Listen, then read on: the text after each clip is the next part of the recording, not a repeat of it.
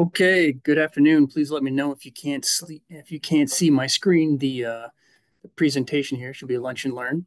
Assuming that you can. Uh, Good afternoon. Welcome to today's lunch and learn. I am Matthew Weaver. I'm a research analyst with the Legislative Services Division, and today we're going to be covering professional licensing. So, in total, this will take about 20 minutes to get through this entire presentation. And here's just a general agenda. First, we'll start with a logical roadmap. And what I mean by that is asking specific questions that will help guide us through understanding this whole topic of professional licensing. Once we've got that done, we'll start moving along and we'll look at the professions and occupations themselves. But then we'll spend most of our time focused on boards specifically, but also the programs, what they're composed of and their duties, and then also the administration associated. Then we'll look at the thematic issues that underlie all of the approaches to regulation in general, but also specifically professional licensing.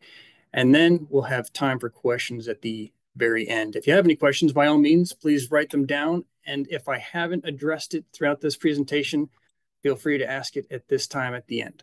So with that, we'll get started. And that is the logical roadmap. What do I mean by that? Well, like I said, these are all the questions to ask to kind of help guide us through understanding this topic. So it really begins with why. Why do we even need to regulate certain professions and occupations? Once we've determined that there is a need, we then need to figure out, well, what are those professions and occupations that need to be regulated? Once we've enumerated all of those, how are we going to regulate them? And relatedly, who are going to be the experts to help regulate them? And of course, it's one thing to make decisions, it's another to actually put that into effect. So then who will be the ones making the regulation happen? And then once we have this whole system in place, we need to think about how will we approach regulation in the future. So with that, let's take it step by step and answer all these questions in a logical fashion. That's the logical roadmap. So why do we need regulation? Well, Montana has determined that only in certain times do we need regulation, specifically when it's necessary to protect the public health, safety, or welfare from significant and discernible harm or damage. Now, also keep this concept in mind throughout this presentation, especially once we get to the thematic issues. This will be one of the guiding ideas behind why regulation is necessary, but then also kind of what's necessary to be balanced against public safety. So determining that we need to protect the public good, we determine that regulation is therefore necessary. With that in mind, what professions need to be regulated? Well, we can find these specifically in the Montana Code annotated in Title 37, appropriately named Professions and Occupations. This covers over 70 professions in over 400 pages. So let's get started. Stand by as I read them one by one. Just relax. Just can take a look at each of these images and you get an idea. Basically, what it all comes down to is anything to do with health or hygiene, anything to do with large sums of money or things related to infrastructure and public safety. These are all the professions that fall within Title 37 and have been determined necessary to be regulated. So once we've got all these professions laid out, how are we actually going to do that regulation? Well, it's going to be through the boards and programs. This is state regulatory police power, but it's not just a matter of police power and regulation. These boards and programs also provide the public means to redress, basically. It's a way for them to themselves hold practitioners to account and to lodge complaints and be compensated for anything that any profession or individual that does not live up to the expectations, to put it lightly, if that competency is suspect. So what are these boards and programs? Well, specifically, the boards can be found in Title II, Chapter 15, Part 17, specifically subsections 1730 through 1782. Much like the list of all the professions we saw in Title 37, there's no need for us to go one by one through all of these. What you need to know is that there are 29 of these boards, and these cover the vast majority of those professions and occupations found in Title 37. Of course, there are also programs. The list of programs can be found in Title 37, Chapter 1, Part 4. There are 11 of these programs. And we'll take a quick pause here and consider, well, what's the difference between the boards and the programs? Essentially, as we move throughout the rest of this presentation, the big difference is that a board is a separate agency, and it's staffed by experts who know the professions. Programs themselves are managed by the Department of Labor and Industry on their own. What determines what goes into a board versus what goes into a program? Well, the short answer to that is that's up to the legislation. But the rest of this presentation will really be focusing on the boards. But just be aware, boards and programs do exist, 11 of these programs. So turning again back to the boards, knowing that we have boards and programs in place to do this regulation, what are they going to consist of? Who are these experts going to be? Well, the first thing to know is the governor is going to appoint these board members, and that's going to be with the consent of the Senate. The governor also has the power to remove board members, but only with reasonable cause. And that includes things such as documented misconduct, incompetence, or neglect of duty. But in essence, there needs to be reasonable cause. The idea being that if the governorship changes hands, there's not just a clean sweep every time of board membership. These boards must be composed of professional and public members. So the professional side being the people who know these occupations, who know the experience and education necessary, and who know the ethics required to properly practice these professions. And then also the public. These are the people who potentially will be subject to the standards that are set by these boards. So they're the ones that will actually be affected by the standards or lack thereof. These members can serve 2 consecutive 4-year terms. That's a total of 8 years altogether. But there are no term limits overall. It's just they cannot be reappointed within 4 years of their second consecutive term. There are some exceptions. For example, if a suitable replacement cannot be found for a vacancy, then a member can continue to serve. But in essence, 2 consecutive 4-year terms. Boards must meet at least annually as a quorum, as a majority, and these boards will set and enforce standards and adopt and enforce rules relating to anything professional and occupational licensing. They can impart disciplinary action, and these will be conducted as contested case hearings. And relatedly, each board is designated as a criminal justice agency, meaning that, among other things, they can issue subpoenas in the course of their duties. So we understand who is going to make up these boards. Well, it's one thing to come up with all the decisions, but of course there's a lot of legwork that needs to be done. So these boards and programs, well, boards specifically, are administratively attached to, in this case, the Department of Labor and Industry. These boards exercise quasi-judicial, quasi-legislative licensing and policymaking functions independent of the department. However, specifically, these professional licensing boards under Title 37 must also accede to the active supervision required by 37 TAC 1, TAC 121, 1 Delta. What that really means, another way to say this is, these boards must accede to the active supervision of the Commissioner of the Department of Labor and Industry. We'll come back to this in the next slide, but just be aware that this is kind of special to the licensing boards.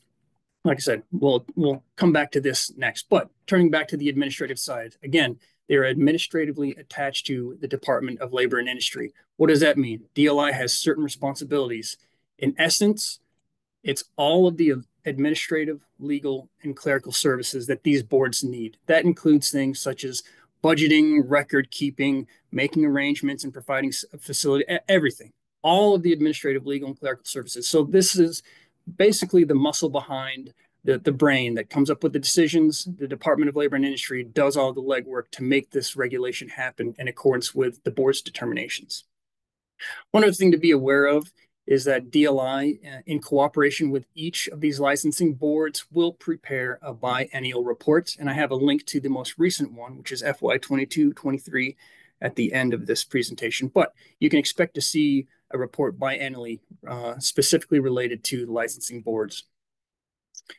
Okay, so bearing in mind that there's this special active supervision, like I said, what does this mean? Well, really it comes down to the commissioner has oversight and supervision duties.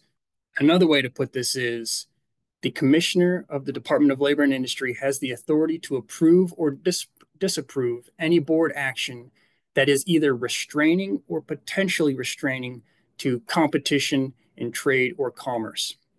Yet another way to think of this is the commissioner determines if board actions, number one, align with state policy, and two, if the restraint or potential restraint on a healthy market, free trade or trade or commerce, is reasonable and necessary to protect the public health, safety, or welfare.